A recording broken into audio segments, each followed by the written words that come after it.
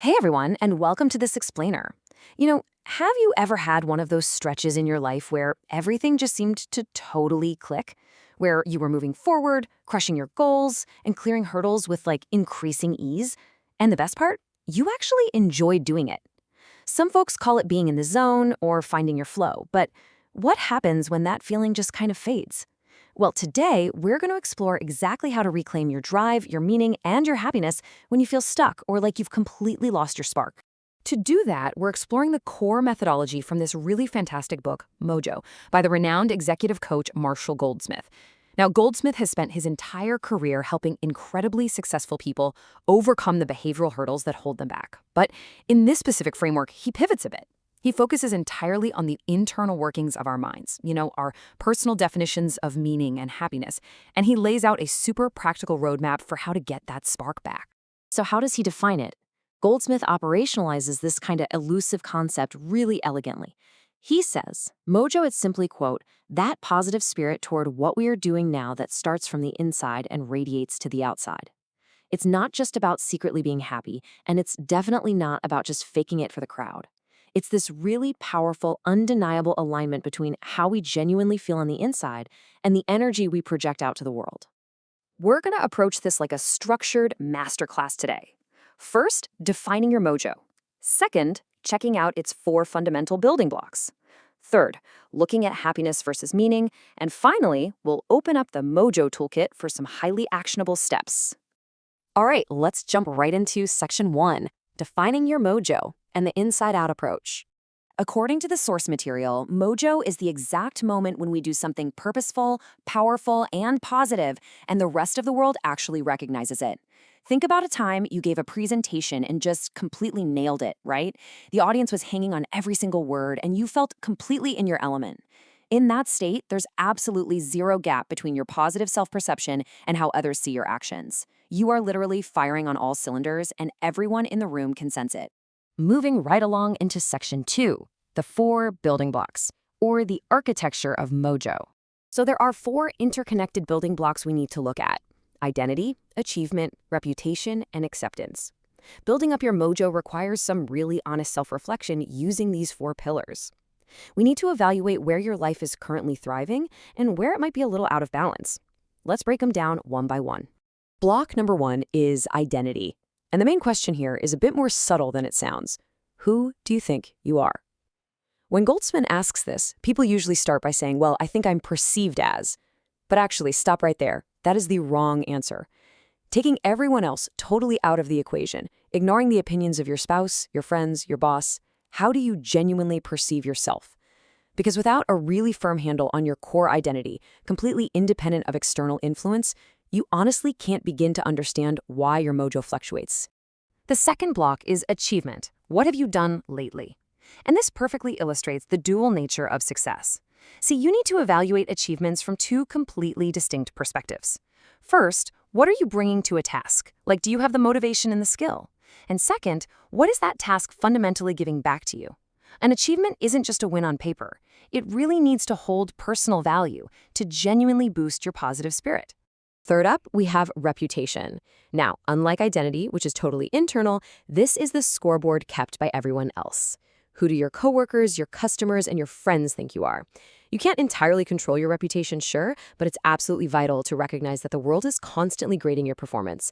A severe disconnect between your internal identity and your external reputation is honestly one of the fastest ways to completely drain your mojo.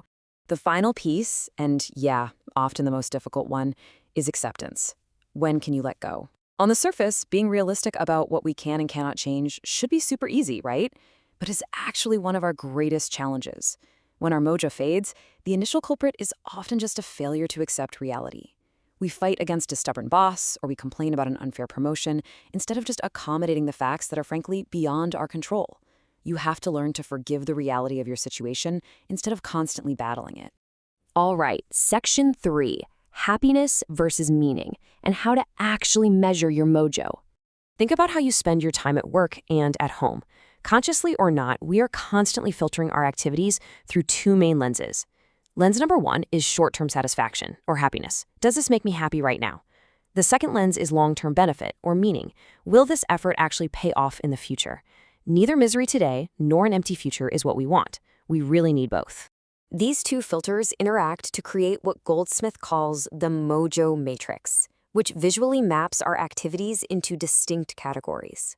When an activity has high meaning but low happiness, you're sacrificing.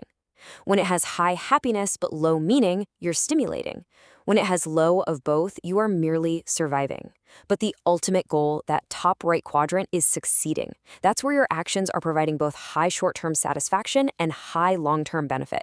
So the big takeaway here is pretty simple. To fundamentally increase your overall life satisfaction and get your mojo back, you have got to consciously audit your calendar. You need to actively shift your time away from activities that trap you in surviving, sacrificing, or stimulating. Every single hour spent doing something that doesn't provide both long-term benefit and short-term joy is a missed opportunity to build up that positive spirit. Finally, Section 4, your Mojo Toolkit, and some actionable steps you can take right now. Goldsmith doesn't just leave us hanging. He lays out some highly specific, actionable tools. First, establish criteria that actually matter to you. Setting clear ground rules prevents you from just wandering aimlessly. Next, figure out where you are living on that matrix we just talked about. Then, make a super conscious choice to be the optimist in the room. There is real, tangible power in just going for it and not being afraid to look a little foolish. The toolkit also expands to cover all 4 of those building blocks. If your achievement is lacking, you need to rebuild one brick at a time. If your reputation needs some work, start influencing up as well as down. Turn decision makers into your best customers. And if acceptance is your main hurdle, try giving your friends a lifetime pass. They can be way more forgiving than we honestly deserve, so try extending that exact same grace right back to them. Rebuilding your foundation is just a step-by-step process using these exact tools. Consider this really powerful thought experiment. Look at a task you do every single day and ask yourself, what would I do if I knew I had to give this up? By daring to ask what you can just toss away, even things you think you currently like, you inspire a ton of creativity and you clear out the vital mental space needed for your mojo to actually grow.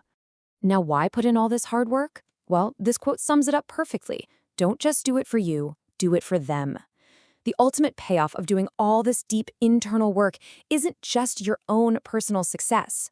Finding your own meaning and happiness inevitably radiates outward, right?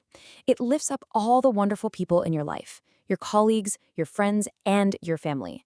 Which brings us to our final question for you to ponder today. What is the one thing you will change today to reclaim your mojo?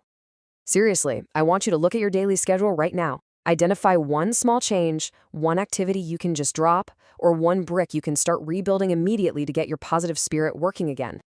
The tools to rebuild your foundation are entirely in your hands. You just have to pick them up and use them.